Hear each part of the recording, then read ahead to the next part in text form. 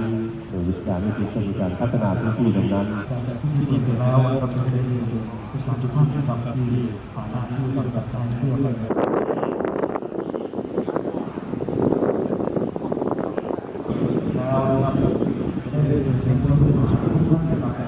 กำลังตามความจริงนะครับ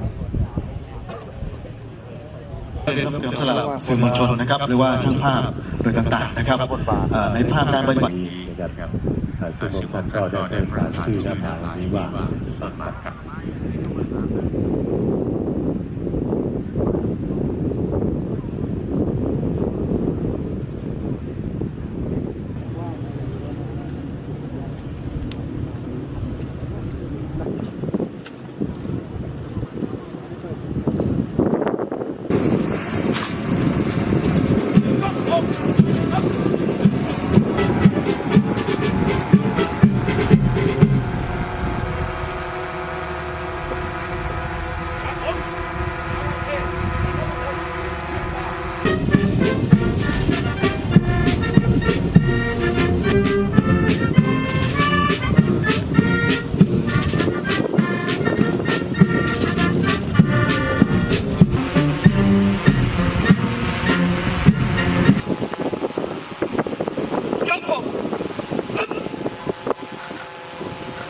ยุทธตามแผนยุทธการ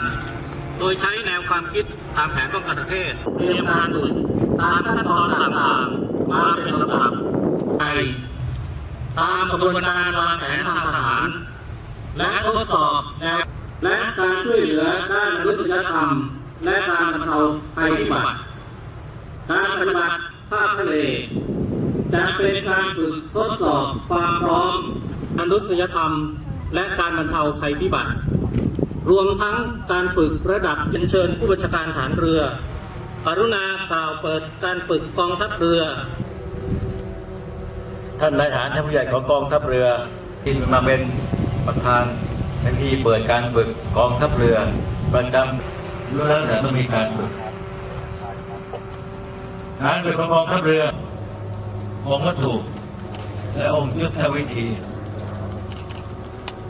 องค์บุคคลเป็นที่แน่นอนว่าเป็นสิ่งแรกสำคัญของการรบทั้งที่มีตัวตนและไม่มีตัวตนเพราะท่านต้องใช้ทั้งสมองสติปัญญานี่คือทหารของกองทัพเรือประการที่สองคือองค์วัตถุในตัวเองหรือที่ฝรั่งเขาเรียกว่า execution force โดยไร้สำนึกของความธรรมชาติที่ไม่ใช่รบชาวเรือขอจงตระหนักในจุดนี้ให้ดี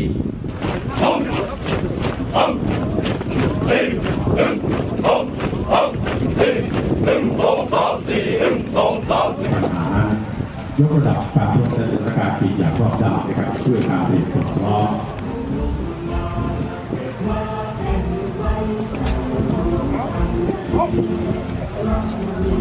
การไร้คนขับรุ่นออร์บิเตอร์ 3จากกองซึ่งในวันนี้ได้สมมุติให้กองร้อยโจมตีจบโดยสเตอร์นามสเตอร์บกมีภารกิจเข้าทำลายที่ตั้งทหารที่ 5.5 ชั่วโมงครับบินลาดตระเวนแบบที่1 ดอเนี่ยครับกำลังบินที่ความสูง 12,000 ฟีตครับทำชุดลาดตระเวนฝ่ายนะครับแล้วก็เปิดร่มที่ความสูง 3,000 ฟีตมาลอยตัวอยู่ในอากาศน้อยมากนะครับโดยผู้ที่เดินระวังระเบิดด้วยนี่ระเบิดด้วย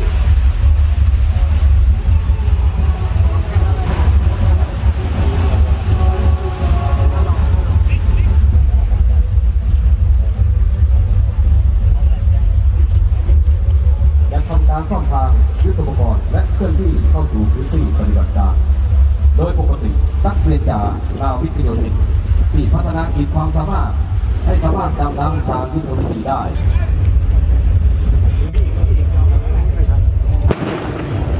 อีกครับจะมีการระดมทีมฝั่งของตัวเรือครับวันนี้เรือหลวงการตังครับทำหน้าที่ทำลายสิ่งที่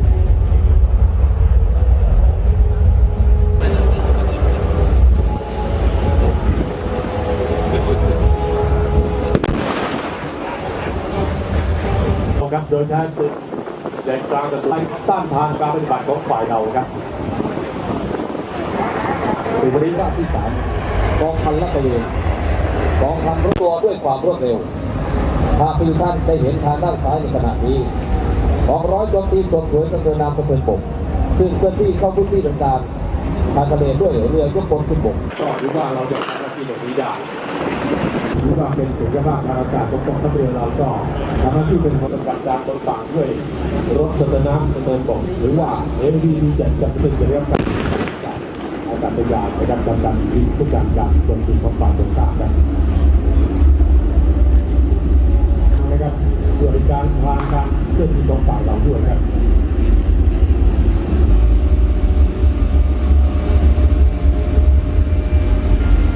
ในช่วงนี้นะครับยาเสพติดเป็นน้ำเป็นบกทุกครั้งต้องเข้าปากมานะครับ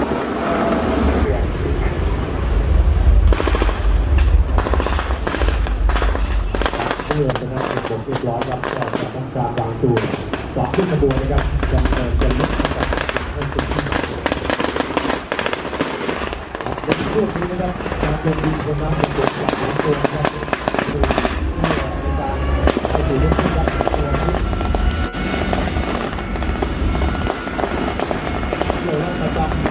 ัวที่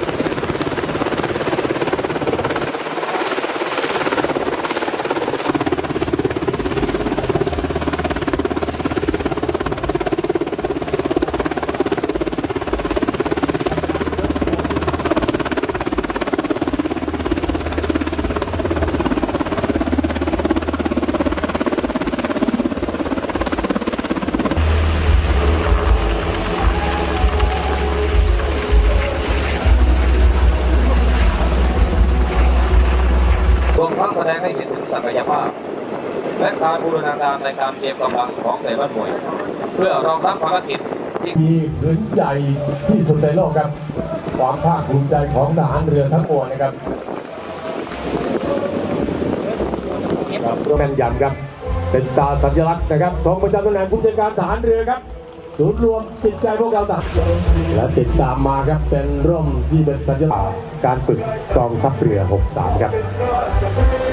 รุกคืบหน้าสถาปนาความมั่นคง